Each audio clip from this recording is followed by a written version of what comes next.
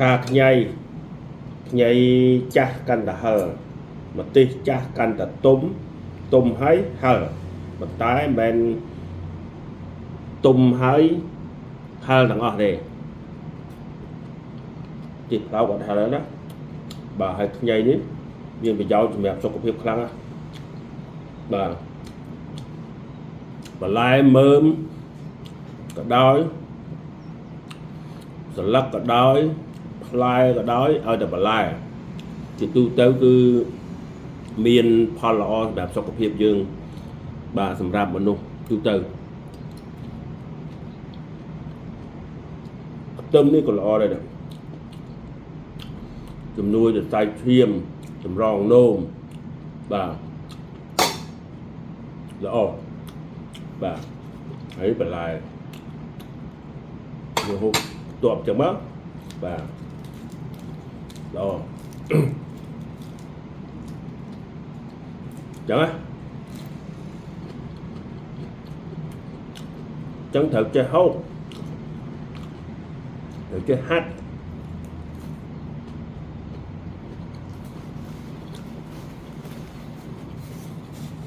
ការពាររោគ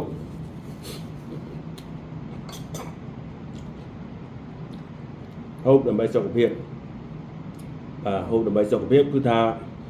កុំឲ្យប្រៃកុំឲ្យផ្អែមកុំឲ្យខ្លាញ់តែប៉ុណ្្នឹងចាំថ្ងៃមានអីក្រៅពីហូបហាត់ផឹកទឹកគេចាក់កុំផ្អែម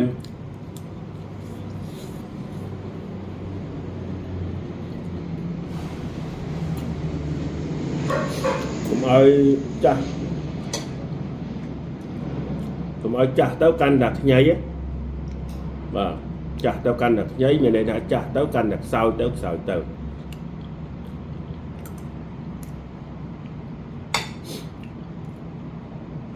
វាចឹងកណាយើងអត់បានថែទាំសុខភាពអត់បាន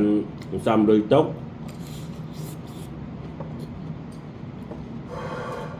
ចាស់ទៅយើងបាក់បច្ចុប្បន្នមនុស្សក្រោមអាយុ50ចុះក្រោម50ចុះក្រោមភាគច្រើនជាពាក់បំណុលច្រើនចុះក្រោមជាពាក់បំណុលច្រើនហើយទៅប្រឹងសងទេទៅប្រឹងរកទេហើយបើចាប់ពី50ឡើងលើទៅបាទ